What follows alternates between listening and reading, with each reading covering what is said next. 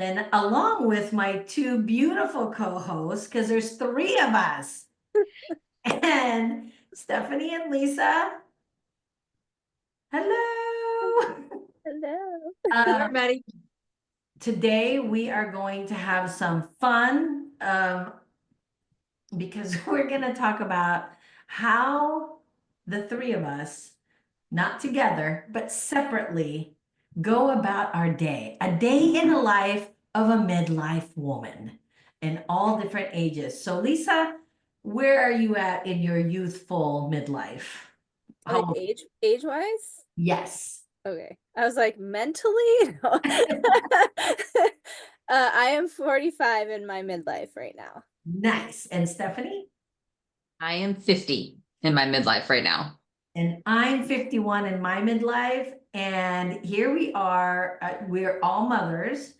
I have three adult children and three grandbabies. I Stephanie? have three. Oh, I'm Oh, sorry, Stephanie. Isaac, No, go ahead. I have three boys, teenage to 7-year-old. And then I have 6 adult children and 5 grandchildren. and we are also have been professionals most of our lives. And I don't, I think at-home wives are also professionals. So we had two lives. We were CEOs of our household, and then we had careers outside of our homes. I was a business owner, so my husband and I built a business together. That was my professional life. And then I was an at-home mom at exact amount of time. And you're probably wondering, well, how do you do that? Skillfully and doably. That's what I say, because you can run a business and well, and I feel like I had the luxury of having a partner who was also a full-time business owner, so we could split up our time in terms of who would be in the business, what our roles were, and then I took on the majority role of the at-home stuff. What about you, Lisa? How did that split up for you? Well, so I was most of my life before being a mom, I was in the corporate world. And then after becoming a mom, I was a stay-at-home. And then so I was a stay-at-home for almost 11 years. Yeah. And then I went through a divorce. So now I'm re-entering kind of what that means to not only be a single mom, but to be a single working mom. And just right now, figuring out how to, build my business and honor myself as I transition into this midlife. Good times. Yeah, it's great. All fun things. And for me, I actually, much like Lisa, I actually was a stay-at-home mom.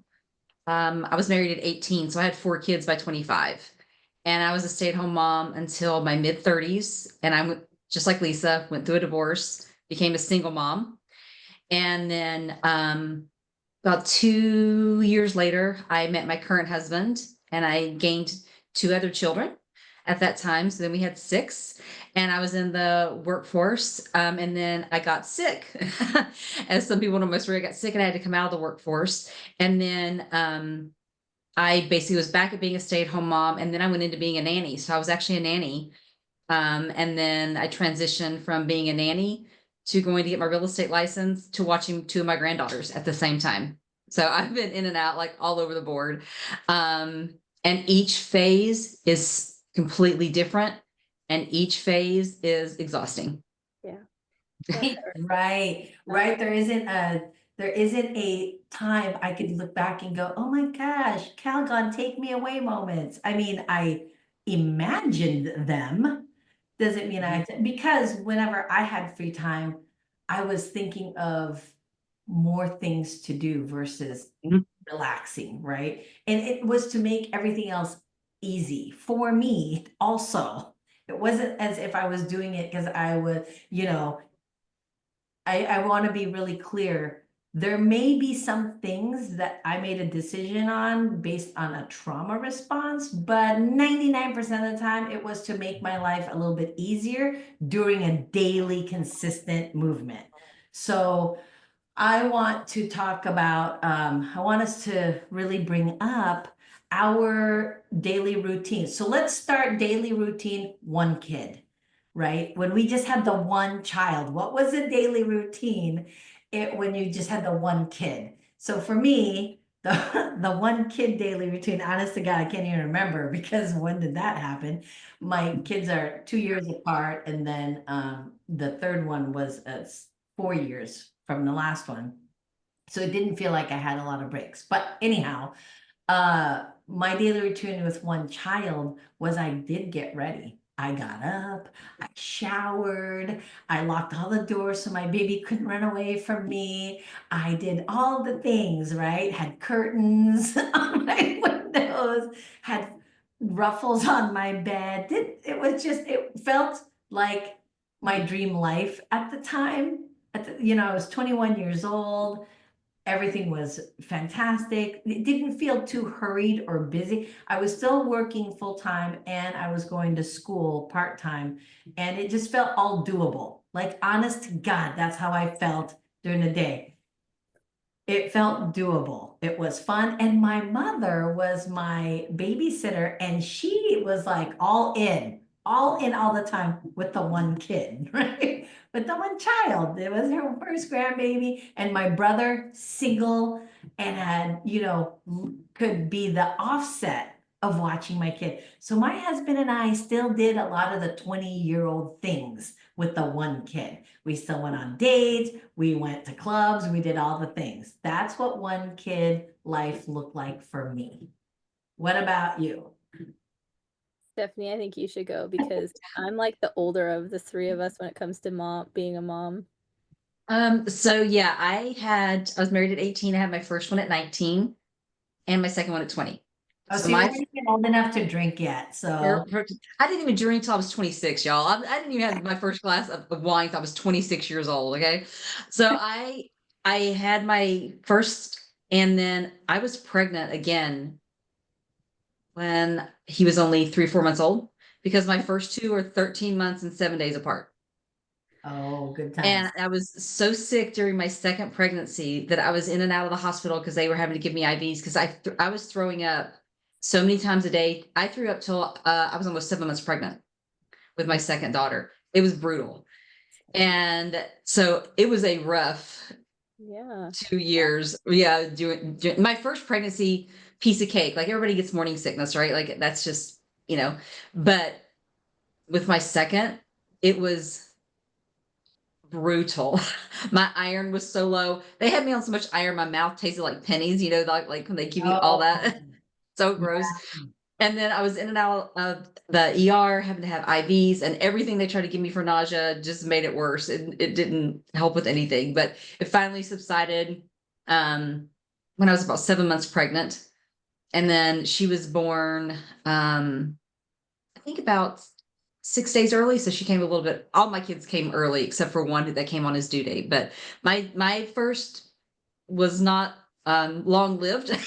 yeah. Because while he was you're turning a year old, I was living in the bathroom. Oh my And God. I would put him in his little carrier. So he would be in his little bouncy carrier, and I would be throwing up in the toilet and bouncing him Oh, like on this, or and I would that's like have a mom, right? That's like true mom. Yeah. Like we have to like it doesn't matter. We're literally dying, but we still gotta take care of the kids. Like, yeah, and that's people wonder why exactly we it. don't want to hang out on Mother's Day, I For just real. I just want to sleep. right? That's what I want Yes. to Right? say. Gosh. Yeah, so it was just rough. Like, I would put him in his little swing, and I felt guilty too because I wasn't able to. When you think of that first child, and it wasn't even me being pregnant. It was how my body was responding to the second pregnancy because I didn't go through that the first time, and I'm living on the bathroom floor with him instead of like Yeah. being active and going on a walk with a stroller or snuggling them. I'm hurling in the toilet. Yeah. So yeah, it was brutal. Yeah. That's great. That's some crazy shit. This is what a woman's body. Okay. That's one experience. You heard mine. Now you hear hers. You're like, what? Now let's hear Lisa's. Um, So my kids are, I think, I just, when you were saying the age gap between your kids, I realized I think my kids are the exact same age gap, right? Because my older two are like almost 2 years apart. And then between my middle and my youngest, there's like 4 years Mhm. between them. Um, I was 31 when I had my first. So I had kind of done the whole like partying thing. And so when I had my first, I just remember it was a new level of exhaustion. I had done it in college, pulled all-nighters where I was like writing my final essays and everything and not sleeping and just showing up to class or, going to the clubs and being at the club all night and then going to work at 8 a.m. the next morning type of thing. But that was a new level of exhaustion. I think, Yeah. not sleeping through the night and all of those things. And this was in a when I was when I was have that first child, I still wasn't wearing like makeup. I wasn't doing that. So my get up and go was just like, okay, do I have the energy to get out and walk with him? And at the time, I still lived downtown Seattle. I'm located in Seattle. And we would go on just little adventures. I would take him everywhere. We would just kind of walk around downtown. We would go explore, just our little pocket neighborhood. And I was just like, this is what I expected being like a New York mom would be like. We would just go explore and walk in the city, and I loved it. And so then when I got pregnant with my second, like I said, 2 years, it was kind of like, oh, I'll just do the same thing with him. So I think like my first year of parenting was also I was alone, even though I was married. Mm. I did it myself. You said you had that partnership. And so my mom helped me a lot. But it was me. It was just me and my oldest for the longest time. And I was like, I could do this. No problem. Like I could do this for the rest of my life and be totally fine. And so that mentality carried me, I think, into my actual single motherhood.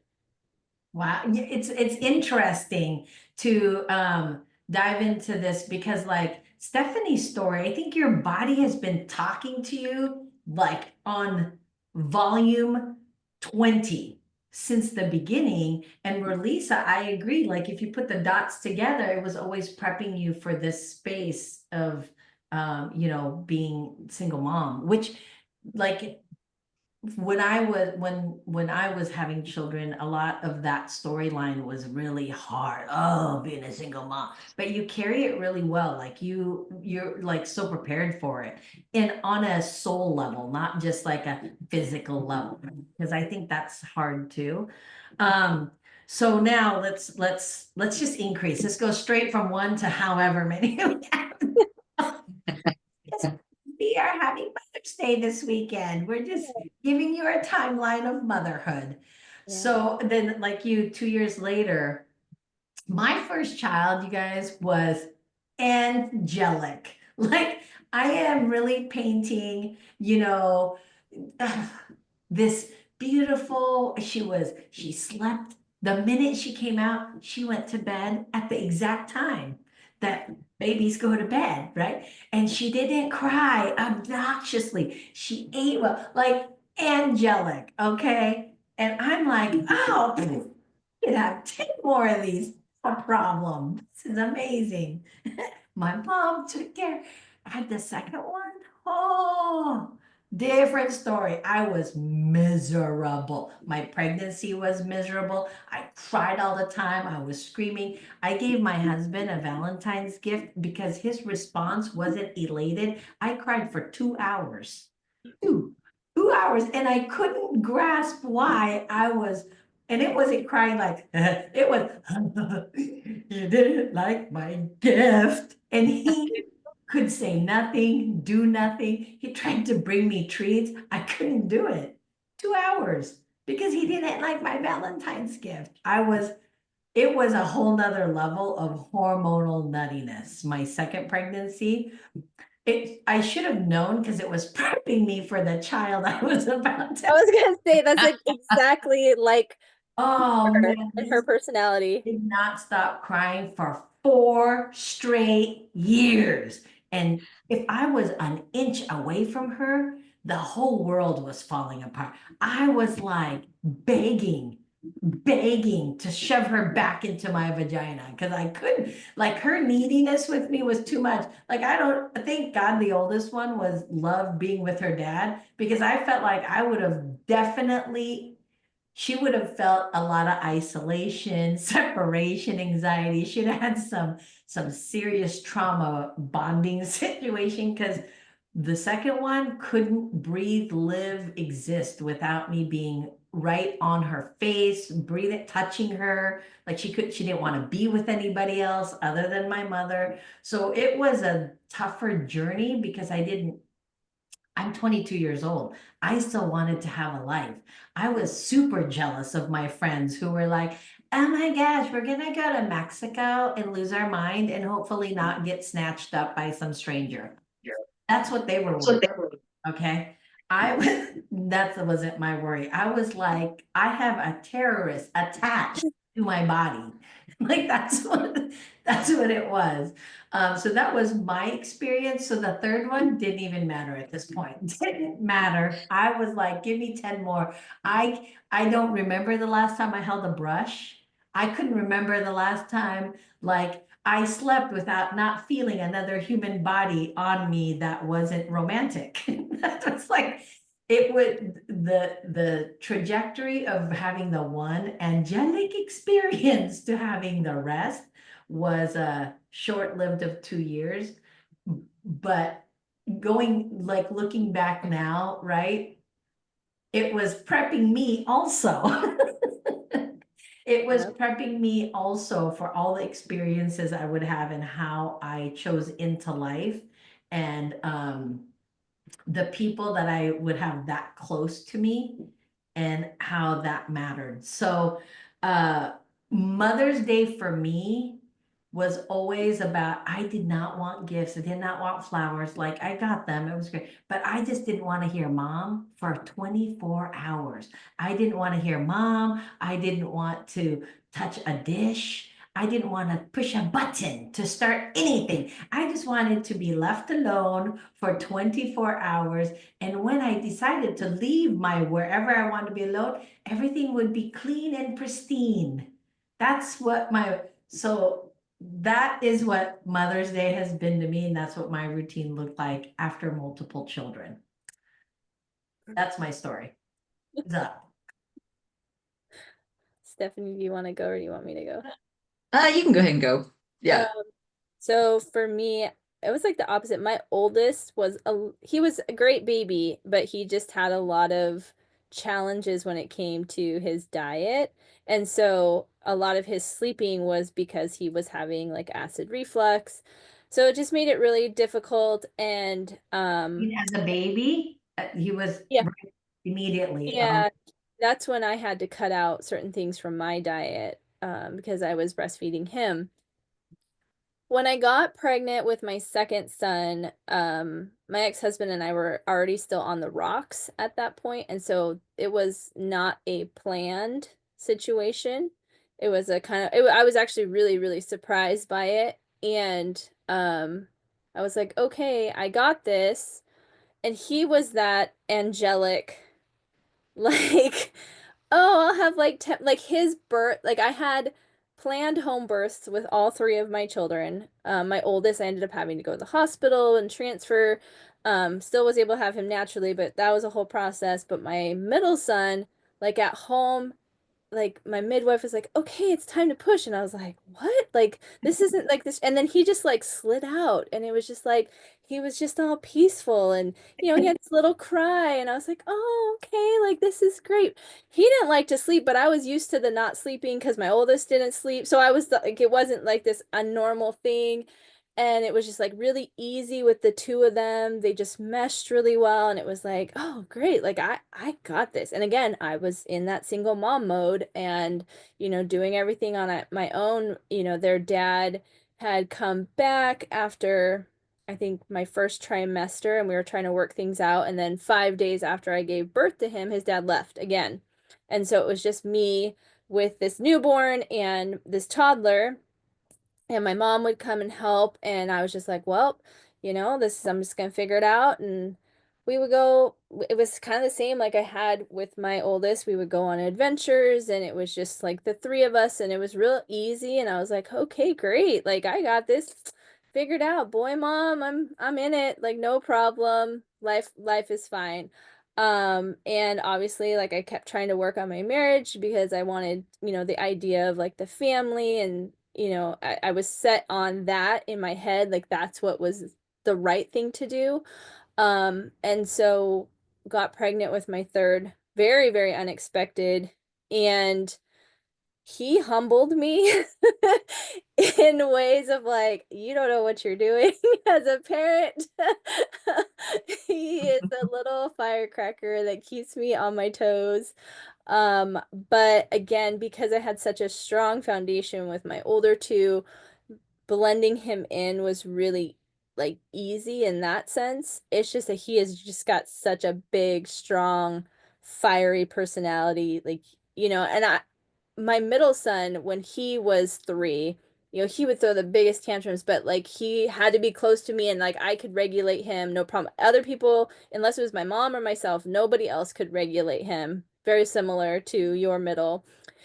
But my youngest, when he was 3, I was like, I am so glad this is the last 3-year-old I ever have to raise because fuck 3-year-olds. They are the worst. They're the worst. I will take a teenager over a 3-year-old any day because 3-year-olds, you can't like I think with like a teenager, I can talk to them a certain kind of way, but a 3-year-old, they don't give two fucks what you say to them at all. They're just like, whatever, I'm gonna do it. They'll look at you and be like, yeah, I'm still gonna tear this up. Like, so my journey with them has been, and he's still like this incredible firecracker. He doesn't think he's as young as he is, but at the same time, sometimes he's like, I'm young. But he thinks he can do anything. And so it's been a very interesting, but like what you said with Mother's Day, like they go with their dad this weekend and he was like, "Oh, I need to be gone again." And I was like, "Well, can you just keep them until Monday? Like drop them off to school. I'll pick them up on Monday from school. I don't want to see them for Mother's Day. I love them so much. I Yeah. spent so much time with them." And I told them, I was like, hey, it's Mother's Day on Sunday, but you guys are gonna be with your dad. And they were like, "Ugh, we're insulted." And I was like, I'm not. I don't want to do anything. I don't want to cook. I don't want to clean. I don't want to hear mom. I don't want to be asked anything. I just want to sit in silence. And they were like, okay, that's fair. So that's my motherhood journey. And I think we need to normalize moms like being left alone on Mother's Day and that being okay. Yeah, agreed. If that's what you want, right? Yeah. Because it's not always what anybody. No, and I mean, we carry such like that what do they call it? The invisible burdens or the invisible task. Yeah.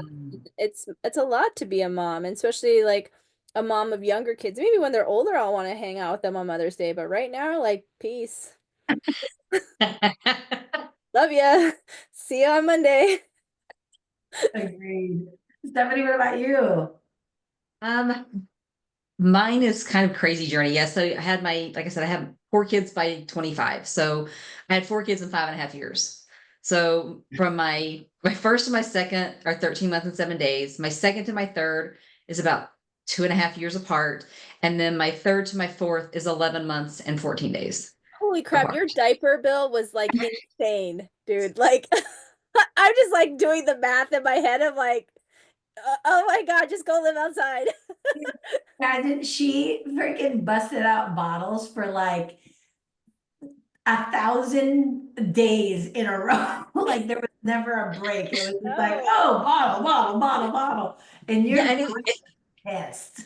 yeah, well, and it's so crazy because my second pregnancy was the only one that I was sick.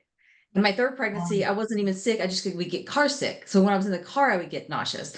And then my fourth was a piece of cake. That pregnancy was easy as all get out. And I was very fortunate that all of my births, I'm like Lisa, I didn't have them at home, but I had all natural births each time.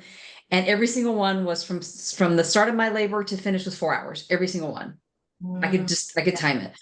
And my journey through that that time period was I was just always in mom mode. Mhm. And because people would say, like, how do you do that? You have 4 kids and five and like I'm like, I just do it. Yeah. Like I didn't have there was never a time when I was like, woe is me. Like I never felt like that. I never felt like this little victim of a mom. It's just like, hey, Yeah. I'm a mom and this is what we do. Right. And I'm high maintenance on myself. I was always up at like 5 to get ready before the kids got up. I had my makeup on, my hair. I'm telling you, I'm a like Southern debutante, right? Like, I mean, I'm up with my hair all done. And they used to make fun of me when I would drop my kids off at school because I would always, be put together. I'm like, I got to get up at like 5 in the morning to get this shit done.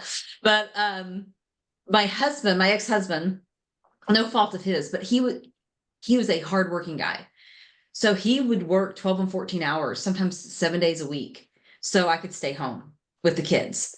So like worked hard and we moved. So we got married and see we started out in like the Virginia, Tennessee area. We went to North Carolina, moved twice to North Carolina, moved to Washington State, down to Texas, moved to Pennsylvania, and then back to Washington. So we were like all over the boards. But so I was always in that go and grind mode. And there were times I worked off and on, but the off and on working would be like when he would be home with the kids and then I would be working like in the evenings or weekends, things like that. But it was just, I don't know what else to say except a hustle, right? You were just constantly grinding. And being a stay-at-home mom is a grind. Because Oh, when it's a you're bigger hustle than corporate. Corporate ain't got shit on motherhood. right. And it's total hustle. And like the way my mind works, I could never not find something to do. There was always something to do at my house. I am the crazy woman that rips her house apart twice a year and scrubs it from top to bottom. I am the crazy woman, like, but then Wanna when I come became over? a sink, there, I know my husband now, my current husband laughs at me because I vacuum the garage. And so he's learned to just deal with me now. And he just Wanna looks at come me, he's over, like, "Okay, Stephanie? what do you need me to move?" He's like, he just moves everything out of the garage. And I'm like vacuuming it. Yeah, he's learned to deal with my crazy. But for me, when I flipped, and I had to go into being a single mom, Mm, and I don't want to say this isn't a punch at my ex-husband. This is just I was so used to being by myself and doing things. I had a rhythm and a routine, and it was because he worked a lot. It was just his job, and he did that, like I said, to provide for us.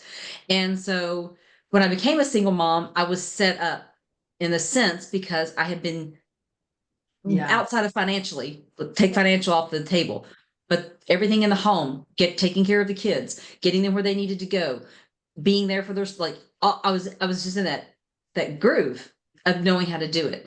So then when I went back into work, you kind of learn how to make that flow, right? So you Yeah. just you just add that in there, but then you just adjust everything. Yeah. And then when my current husband and I got together, and then you added two more in the mix, then you have to readjust it, kind of readjust again. And he is very involved. My current husband is very involved with me. He was so involved with the kids. Like on the weekends, sometimes I would be like, I don't know what to do because he would just take the kids and go outside and play ball with them, or he would like take them for walks, and he would just like, and he would say, "Hey, I'm going to go do this with the kids. You can do whatever, get done whatever you need to get done, or you get ready and I'll take the kids and I'll go do this." Do you have a And brother? so it was just a different dynamic. Yeah, I'm like, it Oh, was the I was oh, I'll like, never does he have a forget this brother? as yeah, I'll never forget this as long as I live. I always try to have all the house stuff done before the weekend, before my husband was off on the weekend. And one week I couldn't. It was Saturday and I was trying to get the house clean, and all of a sudden I hear him get out the vacuum and he's vacuuming the stairs for me. And I okay, come can we running out. pause for a second there? How like, can we normalize that? Is it shocking? Like, it's a vacuum and it's not in my hand, but it's on? Yeah. What? Yes. And so I go to him and I'm like, "Oh, honey, you don't have to do that." And he's like, "Well, I live here too." And I was like, "Well, I know, but you worked all week. Like you're up at 3:50 every single freaking morning." And it's like, "You don't have to do this." And he goes, "But if I help you, you get it done twice as fast and then we can spend more time together." Oh. And I'm just standing there like, huh? I mean, like Yeah. gobsmacked, like what? Because yeah, he says, if I help you, we can get done. We can spend more time together. Yeah. Yeah. And it was such a like I was standing there in shock. I just wasn't used to that. Does Yeah. he give classes to other men? Like, can he? Maybe that's his calling. Maybe that's what he should do. Yeah. You Yeah, know, for because sure. he still does that to this day. Like this past Friday, he came home and I was getting ready to vacuum and mop the floors. That's what I had left to do. And I Yeah. did. Once again, he goes and gets the vacuum and he goes and sets the mop up and he like with the mop, I have a one of those little like electric mops, with like the spin mops. So he's carrying the cord behind me so I don't have to like keep like moving the cord, so he still does it to this day. And we have no kids at home. Like we Gosh. have no kids at home. Our kids are grown, and he's like that with our grandbabies. So like when the grandbabies are over, he takes Oh, them on walks and he takes them outside to play. And he's like, I mean, that's who he is as a person and as a well, husband and as a father. I think we should, I love that. I love this dynamic because we're all three different people with different experiences. And like with you, again, like you've said many times, like no, nothing against the first husband. It just wasn't the dynamic, right? And then with Right. the second husband, it's an up level dynamic of what you want. I've had the same husband, but two different humans. So the first half of our life was more like that, more like both of you. I did a lot of things on my own because he was working the business, he was gone a lot. And so I felt very single mommy for those first 20 years. And what happened with us though is I got to the point where I'm like, this isn't flying anymore. I want out. What was interesting is his words, blindsided. He thought life was perfect. And I was like, for real? No, I'm pretty sure I've made hints like, what the fuck is this? What, right? Complaining about certain things because I was such a young mom that I wanted a different life. I wanted more. And I felt like I could do all the things. I could be the mom, I could have a career, I could do all the things, still do whatever I wanted. But with like Lisa, it's just a different kind of tired. I don't care how young or how old you are. Having babies is a different kind of tired. It's not the same, okay? And so by the time I got to that point, and I'm like, no, I don't want to do this thing anymore, right? And he was honest to God, like shocked that it wasn't perfect. So we went through a very tumultuous experience of staying together, not being together, staying together, not.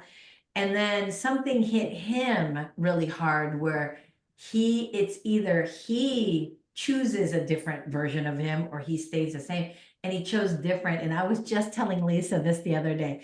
I go, Lisa, it's so weird. And she's like, what? And I go, so for years, my husband always had this stress about him because he worked all the time, like 24 hours a day, 7 days a week, worked all the time, which to provide for us. I honor that and I appreciate it. But I was also missing out on a relationship, right? And then he never took the time to be in the relationship when he had like a little incremental bit of time. So he always looked stressed out but we were making good money. Fast forward, we're in a different stage of life where his job is completely different. It demands more of him physically, right? And so I'm always like, oh my gosh, I want to make sure everything's ready for him. He comes home he's like a golden retriever. He's just so happy. And he has this chronic pain right now in his hip until he gets like a hip replacement. So he's limpy, he's worked all day, but he comes home all just happy. And the first couple of times, ladies, I was like, who is this guy? It's like your vacuum story. Like, who is this guy, right? I've known him since we were 19. Don't know this version of him. And finally, one day, I was like, I just need to know the first 20 years of our life where we had a lot more cushy environment, you always look so stressed out, and you didn't barely smiled, you barely talked. And now our life is a little bit more challenging on a financial space, right? And you work 10 times harder, and your physical body doesn't handle things as well as it used to. And he's always been like a buff workout guy. And I'm like, but you're so like happy every time. And like what you're saying, Stephanie, he takes time to be with his kids. He does things with them. He hangs out with his grandbabies. He does all the things that I had wished when we were younger now. And so I asked him, what's the difference? And he's like, I just realized how my family matters more than anything. I could literally die, and I don't think I appreciated it before as much, right? Because he was always in the chase. He was always the masculine version of like, I gotta provide, I gotta be the dude, I gotta be the this. Where he's like, I can still be that, but really enjoy this other thing called my life and family. And so when I was telling Lisa this, I was just sharing the story in terms of, because she experienced it. He's just always so happy. He happened to be coming home when she was at my house during this time. And I was like, see, that's not weird. Like, he's just so happy. And I mean, I don't know, you tell the story from your perspective, because for me, I feel like I had the I have the privilege and the luxury of having the same person but two different versions. Whereas with Stephanie's point of view, that's even more rare to find a second person that is like above and beyond the first version, but two different humans. Because that's, I think, where a lot of the struggle is, right? Like, I don't think my story is as uncommon as yours is, because Stephanie, that's a rare find to the second version be the thing. So now Lisa's in the in between space. Yeah, anybody that I find will be better than my ex-husband. Vacuum or golden retriever Like, style. it doesn't matter. Like, the bar is extremely low. It's like buried under the ground. You could step over, you won't even trip on that bar, okay?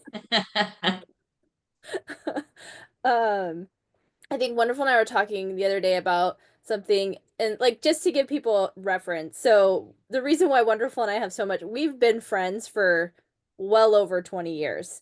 Stephanie is a new addition to our lives, and we're so grateful to have her, and she's just blended really well with us. So I've seen the version of Wonderful's husband, the stern, and then I've witnessed this golden retriever version of him too, where I was like, what the hell? Like, even I was like, that's weird. Yeah. I don't know this version of him either. Um, but for me, I I've been doing a lot of like my own kind of work and seeing where can I soften myself to allow things to come into my life, because I've been so on my own for so long. Culturally, I am the oldest daughter of an immigrant family, right? So there is certain uh expectations that were put on me as a very young child. My parents divorced as well, and so I have two younger brothers. So a lot of that responsibility of helping around the house or helping my mom kind of fell onto me, even though my mom didn't want it to. It just ended up happening. And it happened a lot when I would be with my dad. My dad had the expectation, like, you're a woman and you need to help take care of these things, even though I was like, 10 or 12, right? Like, yeah, I'm a woman, but I'm not a woman. And so, like, help take care of my brothers was something that was ingrained in me at a very, very young age. I remember my brother in high school would tell his friends, yeah, I think of my sister more like a mom than a sister.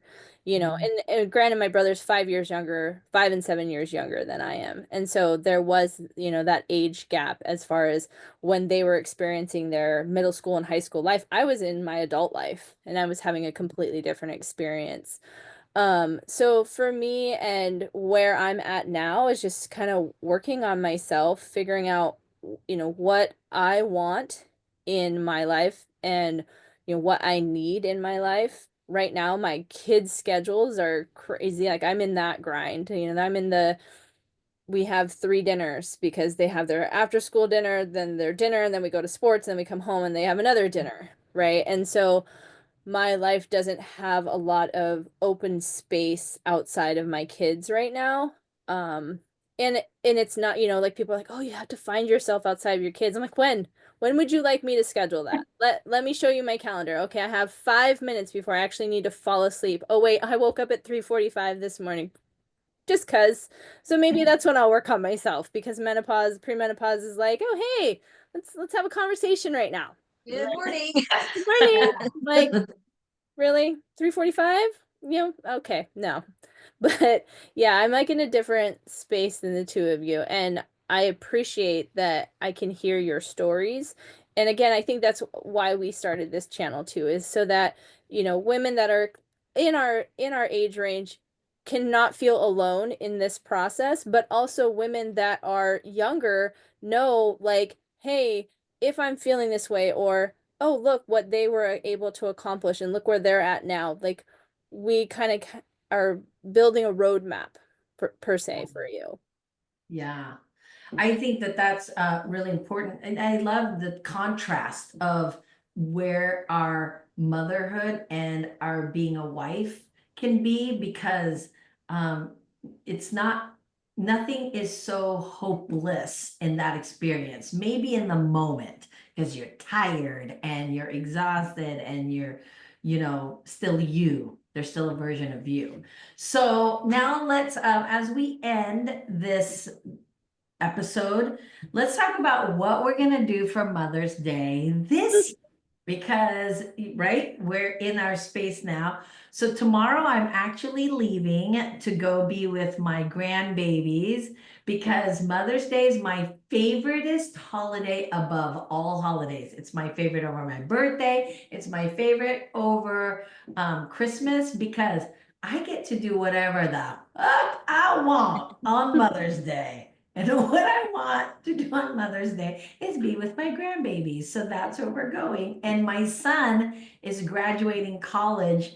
And I honestly, you guys, I forgot it was Mother's Day. And somebody's like, oh, my daughter's boyfriend, his mom called him and was like, so what are we gonna do for Mother's Day? And he's like, oh, I'm not gonna be here. And she was like, what? And I was like, oh my God, it's Mother's Day. It just landed at I mean, I knew when I booked it, it was, I just forgot that it's happening this weekend. And I was like, oh yeah, I cannot wait to be with my grandbaby sis. And then a couple Mother's Day ago, I wanted to be there too. So I have never not celebrated Mother's Day the way I didn't want since Mother's Day. Mother's Day one was probably the only day where it was still a learning curve, right?